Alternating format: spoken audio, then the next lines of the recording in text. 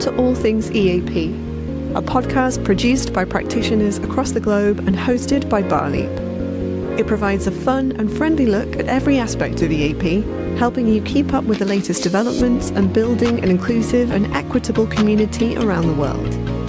Following the Barleap values, we hope to be collaborative, professional, developmental, and inclusive. Each episode will dive into an aspect of EAP with discussions, reflections, and insights from practitioners in different contexts. Whoever and wherever you are, we hope you find this podcast informative and insightful.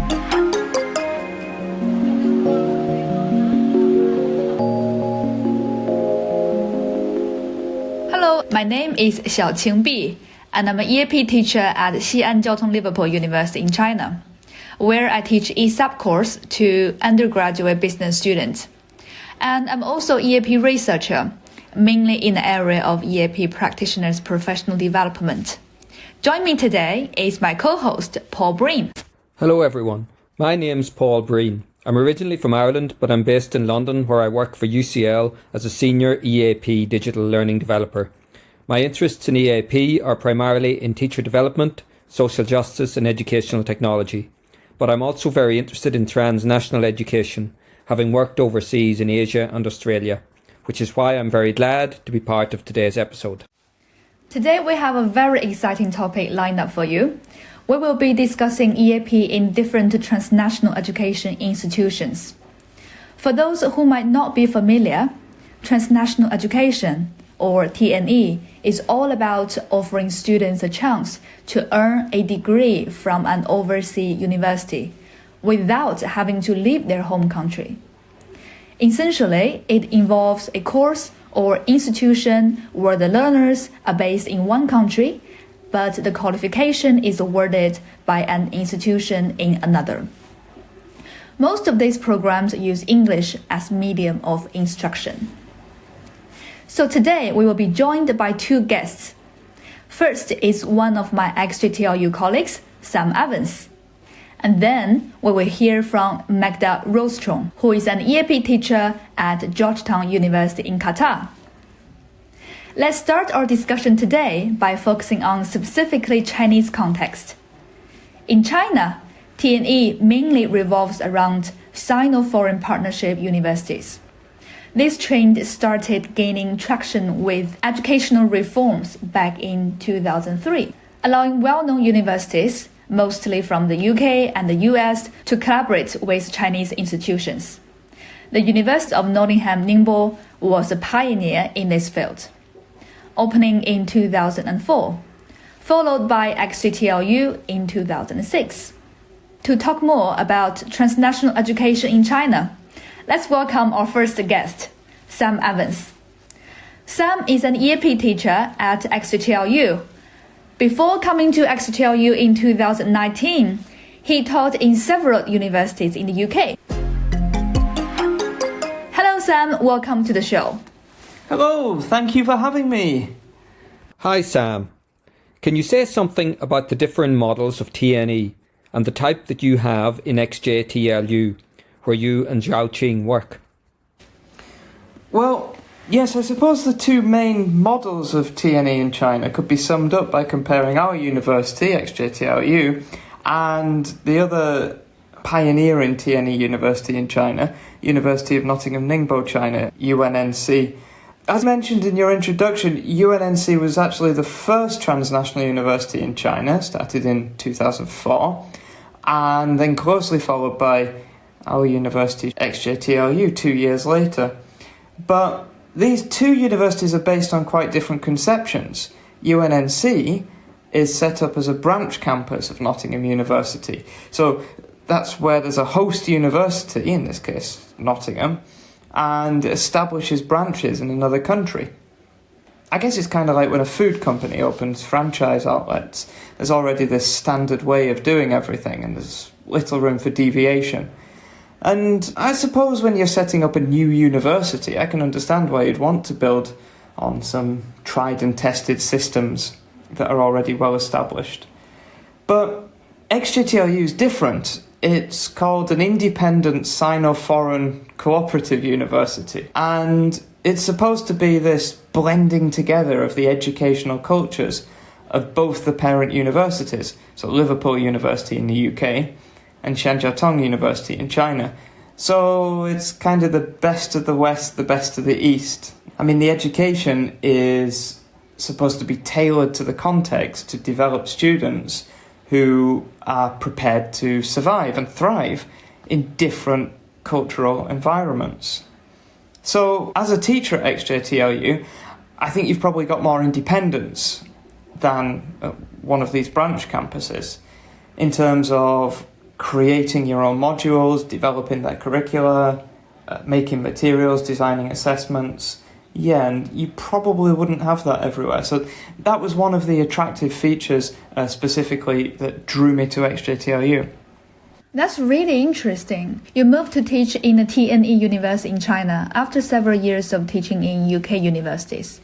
And clearly you joined a fast-growing sector of the higher education industry. The number of students enrolled in TNE programs increased from just under 50,000 in 2013 to over 78,000 in 2020. Why do you think this is? Wow, that's some good statistics. I didn't know it had shot up quite that suddenly. But yeah, I have to say I'm not so surprised. If I can put myself in the position of a Chinese student and they've got the option to save money by staying in China, while at the same time they're still able to study in an English language environment, experience the, if we could say, kind of educational culture based around critical thinking, learner autonomy, and perhaps most importantly, getting a certificate from what's still seen as a prestigious university in the UK, then yeah, I can understand why lots of Chinese students choose a transnational university. And let's face it, the UK certainly isn't presenting itself as a welcoming place for international students to come and live in recent years. I was just going to say, this I think is one of the dangers that EAP and British universities are facing. And at the present time, there is a drop in the numbers of students coming from places such as China. So why are they staying in China, do you think, students, rather than coming to study in Britain? Well, I think it's partly economic reasons. As we always say, EAP is a kind of transactional proposition. It's needs driven. It's time bound. Students are learning EAP for a particular reason. It serves a purpose. It's a vehicle to get onto a course or to survive on a course. And the majority of students I teach here, I've made a calculation that it's more economical for them to be studying in China than to go to the UK. Many of them would have gone to the UK if it wasn't for financial reasons, family reasons. COVID is obviously a big thing.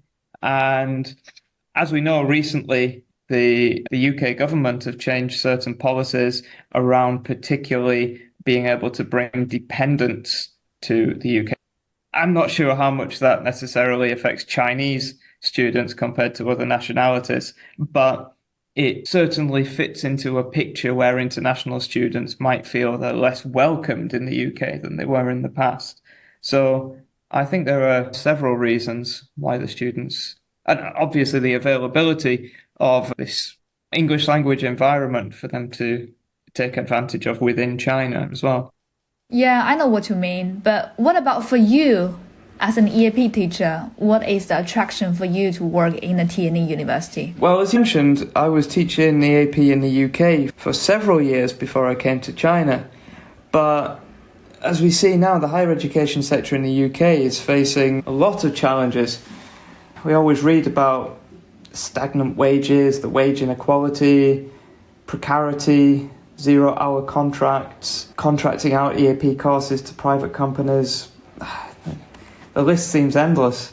And now with the drop in the number of international students, EAP teachers in the UK really feel at the sharp end of all of this, like we're just picking up the scraps. That's really interesting. I think that for me and lots of teachers like me who have only taught EAP in China, when we talk to university teachers in the UK and we hear about the difficulties that the higher education sector is facing there, and the tough conditions many university teachers are facing. It's a real surprise. Well, yeah, I definitely feel like I jumped ship just at the right moment when I came to China. Came here in 2019. And to be honest, the relatively high salary here, the more stable contract situation, they are attractive features when you compare it to the current state of the EAP environment back in the UK. So there might be lots of EAP teachers listening to this podcast who have only ever taught in the UK, and they might be very interested in the idea of moving to teach in China. So, Sam, what advice would you give those teachers? Yeah, you're right, Paul. I was in that position about 4.5 years ago. I've been teaching EAP in the UK for quite a long time, about 12 years, and I was ready for a change.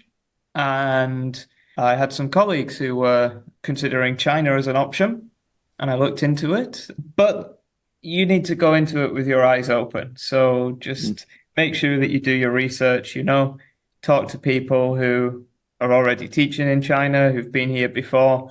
Make sure you know what you're letting yourself in for. But for me, I could say it's been a really good move. Yeah, I mean, I was external examiner for the university that you're now working in. And I think one of the things that surprised me was the nature of the work, because it was so interdisciplinary and so cutting edge in many aspects. And I was quite surprised again at the level of the students, because very often when we teach pre-sessionals in the UK, they're based around a deficit model, and we get some of the weaker students that are coming in, whereas it's really only in sessional courses that we perhaps get to work with higher level students of different nationalities, including the Chinese. Okay, so you've been talking quite a lot about the differences in the students in the UK and in our TNE university in China. But what about the differences in teaching staff? So, Sam, since you've taught in both places, do you see any difference in the typical makeup of teaching staff where you taught in the UK compared to here in XTLU? Yeah, that's a really interesting thing. That's a real advantage, I think, of teaching in China, being able to work with such a varied range of teachers from different backgrounds, different nationalities. So teaching in the UK, I was mainly teaching with British people. Teachers who'd gone through, I guess you could say, the traditional route into EAP, coming from a language teaching, communicative language teaching background, done a CELTA, maybe worked abroad, teaching in language schools, maybe done a Delta. So we have a similar approach to teaching, I suppose, and then had moved into EAP, often through a pre-sessional, and then asked to stay on, if we were lucky, after the summer. Another thing, the teaching staff here is far bigger. There's about 200 in our English language department. I think far bigger than any EAP department in UK universities, certainly where I'd worked. And about half, or maybe more than half, would you say, Xiaoqing? Maybe 60% are Chinese. I'm not sure about the number, but we have more Chinese stuff here. From what I know about your background, Xiaoqing, you'd be an example from a much more academic, theoretical background. So you haven't done the whole, okay, I know, Xiaoqing, you have done the CELTA and the Delta. Many of our colleagues haven't had that hundreds and hundreds and hundreds of hours in a language teaching classroom where you develop that awareness. But you have had, and many of our Chinese colleagues have had, far more formal study of EAP. For example, doing EAP specific masters or masters modules before you actually start teaching, before you actually set foot in the classroom. So I think that this presents an opportunity because there's lots of teachers like me who've got lots of classroom experience, and, we've adapted language teaching games and approaches. And then we've got lots of teachers, mainly among our Chinese colleagues, obviously I'm generalizing, who've got much more of an awareness of academic EAP theory than I've ever had. And if we can find a way to diversify the kind of training and teacher development that we provide, which is suitable to teachers from both of those backgrounds or anyone on that kind of spectrum, and also share the various advantages that we bring from our different backgrounds together, I think it presents a real opportunity for teacher development and sharing. Yeah, that's a really good point, Sam. It sounds like a really amazing environment to work in. And that leads us on to another question, which I think our audience will be very, very interested in. How has teaching EAP in China helped you to develop as a teacher, Sam?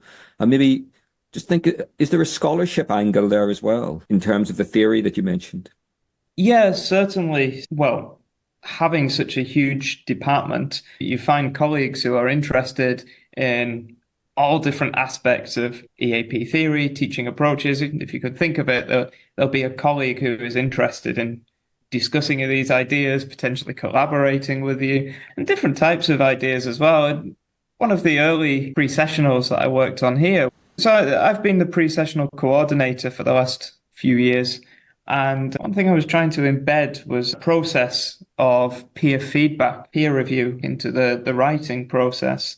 And was meeting some resistance from students and from staff as well. And by working together with a Chinese colleague, this was something that we actually turned into a study. And it was her that inspired us to look at it from a more cultural angle, like layers of different culture, like microcultural, mesocultural, macrocultural theory. That's actually, I was just going to say, that is really interesting. So I guess maybe in some ways it's the reverse experience for you as a Western teacher going to China. You have to build up that kind of cultural literacy in a whole new environment.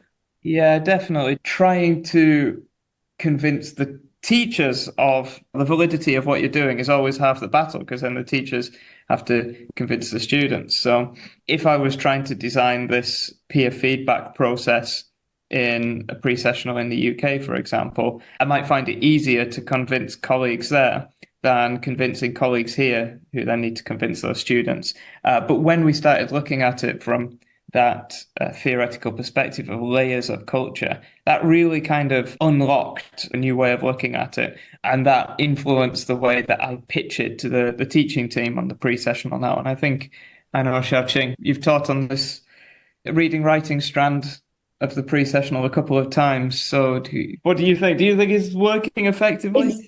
Yeah, I really think the student benefits a lot. It's like discovered a new world of helping each other to learn English. I mean, as a teacher, I learned a lot as well. Yes, that initial resistance was what taught me a lot about the cultural obstacles that I was facing and ways to overcome them. And the fact that we're able to experiment with these things is a lot to do with the model of transnational university that we work in here, that gives you more independence to be able to try things out and have some freedom. Yeah, I agree. The blend of diverse cultural perspectives fosters an exceptional learning environment. Thank you so much, Sam, for sharing your valuable insights and experiences with us today. Thank you for inviting me, Xiaoqing. And Paul, it's been great to be here. And now we move from China to Qatar, where we are going to speak with Magda Rostron, an EAP teacher and also the author of a chapter in my recent co-edited book, Social Justice in EAP and ELT Contexts. Hi, Magda. Nice to have you. Could you tell us what is your own background as an EAP practitioner and how did you end up in Qatar? Thank you very much for having me. I studied English literature and teaching English as a foreign language at Warsaw University. I lived in England for a couple of years, got married there, and my husband was an English teacher as well. He at some point decided to apply for jobs abroad, and we ended up coming to Qatar, where we both taught English for academic purposes at Qatar University. At the time, in the 90s, it was the only national university in the country, and English was used for academic purposes as an auxiliary language, not as the language of instruction. That changed later on, and Qatar University started teaching through a foundation program to make sure that students, local students of Qatar University, could study in English. So that was my beginning But I moved from Qatar University to Qatar Foundation, which is a transnational hub, an ecosystem of various interconnected educational institutions and research centers with several mainly American universities. They used to be called branch campuses. So they offer different degree programs, teaching English and provide American style education. I worked as an English teacher, teaching literature and English for academic purposes at the Academic Bridge program, which functioned as a foundation year, facilitating entry into these American universities. There's one French university for graduate studies, but for undergraduate studies, we have several American universities. And I worked in a foundation program preparing students for entry into those universities. And I also worked for several years as a faculty adjunct at Georgetown University, where I'm currently working full-time, teaching writing and literature and various other courses. Okay, well, that very definitely is a transnational context because you've got such a mix of cultures and nationalities there. So just in terms of the particular context that you work in, what type of experiences have you had with how the different cultures interact? I can only describe this experience in superlatives. It has been an absolutely amazing journey. Not always smooth, but that doesn't necessarily take away from the incredible experience that it has been so far. So Education City was created in 1995, and they had this idealistic vision of creating an educational hub where they could bring some of the top Western universities, mainly American universities, to open up educational opportunities for young Qatari women. Qatar has a fairly conservative society, and so young women were very often not allowed to travel abroad for higher education. So that was one of the reasons for bringing these various universities into Qatar. So apart from Georgetown, this is Georgetown SFS School of Foreign Service, offering international affairs, diplomacy, international politics. As degree programs, there is CU, Virginia Commonwealth University, with an art program, CMU, Carnegie Mellon University, with computers and biological sciences, Northwestern with journalism and communications, and Texas A&M with various engineering programs. So this is a truly international, transnational educational hub. The unique features of Education City obviously include the diversity of student population, but also of professors. There are professors and researchers from all over the world. We have professors and students from home campuses coming to visit, coming to stay for a semester, coming to teach. Our students from Georgetown, but also from other universities, go back to their main campuses. We have access to the so-called Global South, and these universities collaborate with various institutions in the Global South. We have a lot of students from various countries in Africa, in Asia, in South America. So it kind of has a global mission of engagement with the world through research, through education, exchanges. So it has a truly global character, and it's situated very conveniently almost at the crossroads between the West and the East, the North and the South, given the character of Qatar itself as a country, with its oil and gas-derived wealth, very traditional Muslim culture and religious orientation, and obviously the Arab connection, Middle East connection, with very strong bonds with Europe and the United States. Yeah, it sounds quite interdisciplinary, which is very similar to the previous context that we heard about in China. Yeah, you mentioned that lots of international students go to that context in Qatar. So I'm just wondering what the main motivations of your Qatari students for studying in the TNE University rather than other traditional Qatari universities or going abroad to study. Well, there are still many Qatari students who prefer to study abroad. And when I was teaching in the Academic Bridge program, preparing students for entry into English language universities, many of our students applied to universities abroad, bypassing Education City, because they wanted that authentic, genuine experience of living abroad, studying abroad, mostly male students, because There are some female students who go abroad, but numerically, obviously, men are in majority when it comes to that. They're some of the top ranking universities or programs, if not entire universities in the world. So obviously the motivation here is educational as well as anticipating better prospects in terms of future jobs, future careers. Some of these students, even Qatari students, will end up working for various international institutions abroad.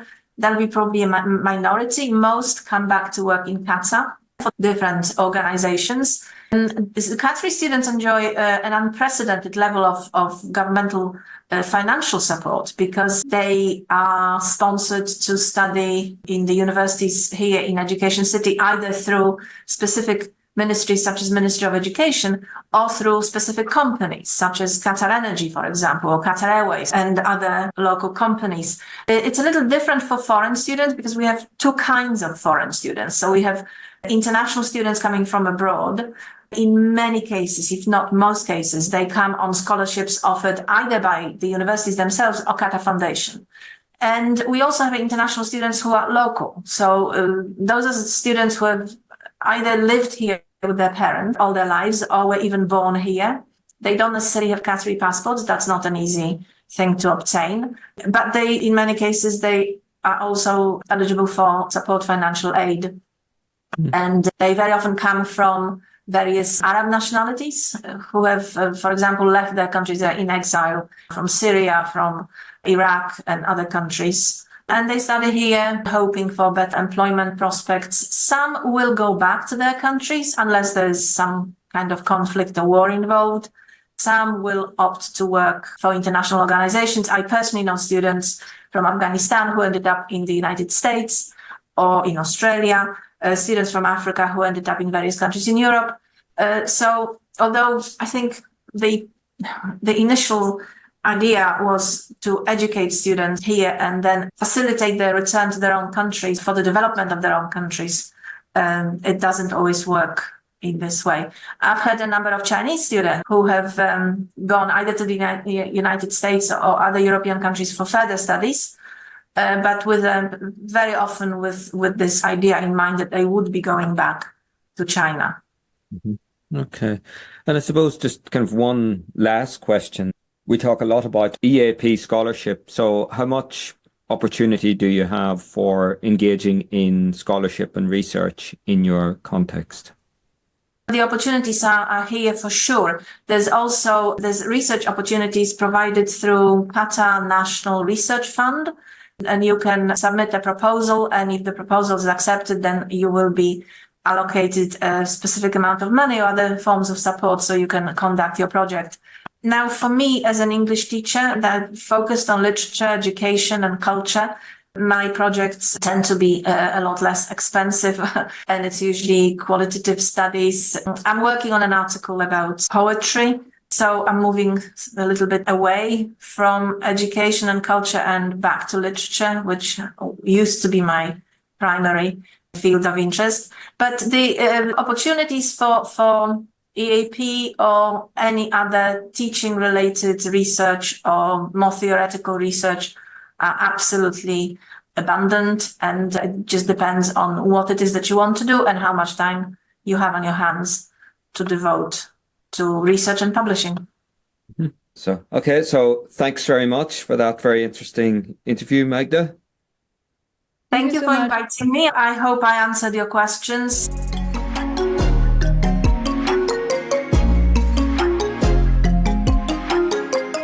Before we wrap up, we have a special message for those of you who are particularly interested in the TNE field. We are happy to have the convener of the TNE Special Interest Group, who will share insights on what you can expect from this vibrant community. Now, here is their message. Hi, I'm Liz Wilding from the University of Reading. I'm a professor of EAP with a specialization in transnational education. Along with Joanne Scheel from the University of Leeds, I'm also a co-convener of the BALIP TNE Special Interest Group. I enjoyed listening to the podcast, and I could relate to the experiences and information that the speakers shared. So what do? we wanted to create a platform for sharing ideas, expertise, and experiences of EAP provision in TNE settings. We now have a committee, which is a very relaxed and friendly group, all very keen to keep the conversation going. We host regular online events, and recent examples of these include a workshop on building equitable TNE partnerships, a talk about Chinese students' agency in TNHE, a student voices session where TNE students took the lead, reading cafe where we discussed issues on an article focused on some area of TNE. We'd really love to have new members join us and contribute in almost any way. We have a website and a YouTube channel, which you can find through the BALIP website, and we will really look forward to seeing you soon. Thank you so much for listening to this episode of All Things EAP. We really hope you've enjoyed it and that you've found something interesting or useful in it. We really want to hear from you as well. So if you'd like to share a comment, suggestion, or an insight into something that we've talked about on one of the episodes, please send us an email or voice note at podcast@barleap.org.